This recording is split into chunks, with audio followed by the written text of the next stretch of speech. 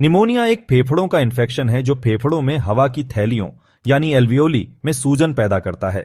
ये हवा की थैलियां फ्लूइड या पस से भर सकती हैं, जिससे खांसी, बुखार, ठंड लगना और सांस लेने में तकलीफ जैसे लक्षण होते हैं। निमोनिया हल्के से लेकर जानलेवा तक हो सकता है और सभी उम्र के लोगों को प्रभावित कर सकता है, खासकर शिशुओं, बड़े वयस्कों और कमजोर इम्यून सिस्टम वाले व्यक्तियों को। निमोनिया के लक्षण कारण उम्र और मरीज के संपूर्ण स्वास्थ्य के आधार पर अलग अलग हो सकते हैं।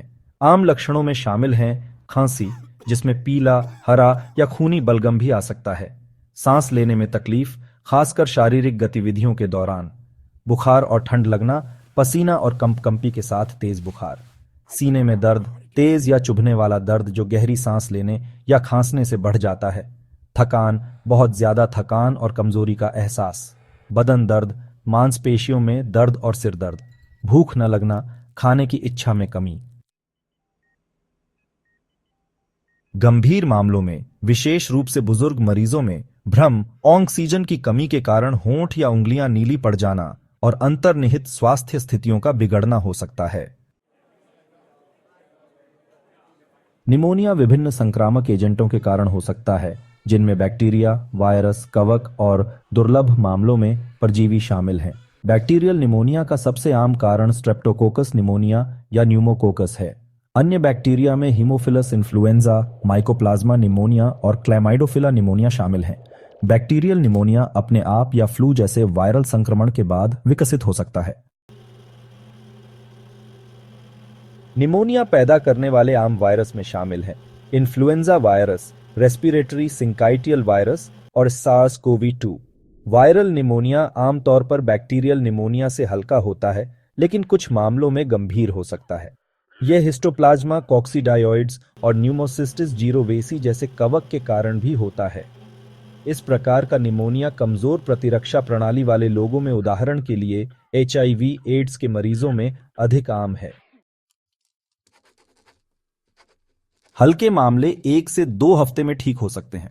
मध्यम मामलों को पूरी तरह से ठीक होने में 3 से 4 सप्ताह लग सकते हैं। गंभीर मामले, विशेष रूप से बुजुर्ग या कमजोर प्रतिरक्षा प्रणाली वाले व्यक्तियों में, कई हफ्तों से लेकर महीनों तक रह सकते हैं और अस्पताल में भर्ती होने की आवश्यकता हो सकती है। कुछ व्यक्तियों को निमोनिया होने का अधिक खतरा होता है, जिनमें शामिल हैं अस्थमा, COPD, हृदय रोग या मधुमेह जैसी पुरानी बीमारियों वाले लोग, धूम्रपान करने वाले, क्योंकि धूम्रपान श्वसन प्रणाली को नुकसान पहुंचाता है, जिससे संक्रमण विकसित होना आसान हो जाता है। कमजोर प्रतिरक्षा प्रणाली वाले लोग, जैसे कीमोथेरेपी कराने वाले मरीज, HIV एड्स वाले लोग या इम्यूनोस्प्रेसेंट दवाएं लेने वाले लोग, छोटे बच्चे और बुजुर्ग लोग। कमजोर प्रतिरक्षा सुरक्षा के कारण और अंत में फ्लू या सर्दी जैसे हाल के वायरल संक्रमण से सेकेंडरी बैक्टीरियल निमोनिया हो सकता है। निमोनिया की पुष्टि के लिए स्वास्थ्य सेवा प्रदाता शारीरिक परीक्षण, रोगी के इतिहास और नैदानिक परीक्षणों के संयोजन का उपयोग करते हैं। ये तरीके प्रभावित क्षेत्रों में फेफड़ों की सूजन, तरल पदार्थ या जमावट को दिखाने में मदद करते हैं। इसके अतिरिक्त रक्त परीक्षण सफेद रक्त कोशिकाओं की संख्या निर्धारित करते हैं, जो संक्रमण का संकेत देते हैं। थूक परीक्षण का उपयोग निमोनिया पैदा करने वाले बैक्टीरिया या वायरस की पहचान के लिए किया जाता है। पल्स ऑक्सीमेट्री रक्त में ऑक्सीजन के स्तर को मापता है। निम्न स्तर सांस लेने में कठिनाई का संकेत देते हैं। गंभीर मामलों में रक्त संवर्धन का उपयोग यह जांचने के लिए किया जाता है कि क्या बैक्टीरिया रक्त प्रवाह में प्रवेश कर गए हैं, जिससे सेप्सिस हो गया है। यदि अनुपचारित छोड़ दिया जाए या गंभीर मामलों में निमोनिया से जटिलताएं हो सकती हैं, जैसे श्वसन विफलता, ऑक्सीजन विनिमय में कठिनाई, वेंटिलेटर सहायता की आवश्यकता।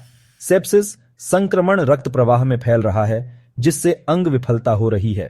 फेफड़ों में फोड़ा, फेफड़ों में मवाद की जेब बनना, जल निकासी की आवश्यकता। फुफ्फुसावरण, फेफड़ों और छाती की दीवार के बीच तरल पदार्थ का निर्माण, जल निकासी की आवश्यकता। मृत्यु गंभीर मामलों में, विशेष रूप से बुजुर्ग या प्रतिरक्षा विहीन रोगियों में। निमोनिया का इलाज उसके कारण, गंभीरता और रोगी के समग्र स्वास्थ्य पर निर्भर करता है। Azithromycin, clarithromycin, doxycycline, amoxicillin clavulanate, cephalosporin. गंभीर मामलों के लिए लेवोफ्लॉक्सासिन, ओसेल्टामिविर टेमीफ्लू इन्फ्लुएंजा से प्रेरित निमोनिया के लिए उपयोग किया जाता है। रेमडेसिविर गंभीर कोविड-19 निमोनिया के मामलों में उपयोग किया जाता है। फ्लुकोनाजोल, इट्राकोनाजोल या एम्फोटेरिसिन बी। निमोनिया के गंभीर मामलों में ऑक्सीजन सहायता की आवश्यकता हो सकती है। बलगम को ढीला करने के लिए तरल पदार्थ पीना और खूब आराम करना आवश्यक है। केवल तभी सिफारिश की जाती है जब खांसी बहुत तेज हो। एजोमैक्स 500 मिलीग्राम एजिथ्रोमाइसिन एक गोली रोजाना 5 से 7 दिन खाने के साथ। पैनाडोल, पैरासिटामोल 2+1+1 गोली रोजाना 7 दिन खाने के साथ। टीडे, लेवोसेटेरिजिन रात में 1 गोली 5 दिन खाने के साथ।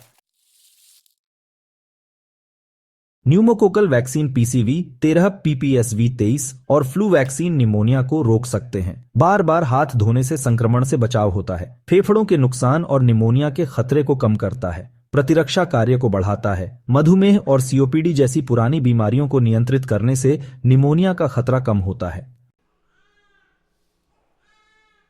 निमोनिया फेफड़ों का एक गंभीर संक्रमण है जिसके लिए समय पर निदान और उचित उपचार की आवश्यकता होती है, जबकि हल्के मामलों को मौखिक एंटीबायोटिक दवाओं और सहायक देखभाल से प्रबंधित किया जा सकता है। गंभीर मामलों में अस्पताल में भर्ती होने की आवश्यकता हो सकती है।